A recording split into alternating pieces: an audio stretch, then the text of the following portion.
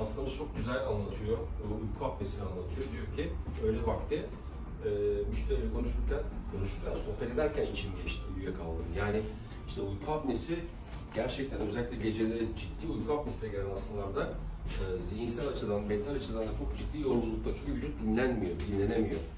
Dolayısıyla uyku apnesi, sabah yorgunluğu, gün içerisinde uyku hali, sabahları baş ağrısı, akşamları televizyon seyrederken uykuya dalma, oturduğunuz yerde içinizin geçmesi, araba kullanırken vesaire bunun gibi. Yani uyku apnesi sadece, horlama sadece etrafınızdaki eşinizi, ailenizi, sevgilinizi rahatsız etmiyor.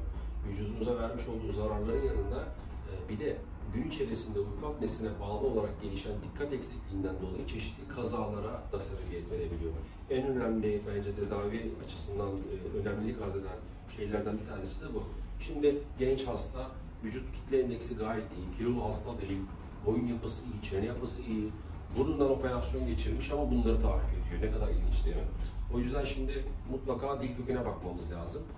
Flexible endoskopta dil köküne bakacağız.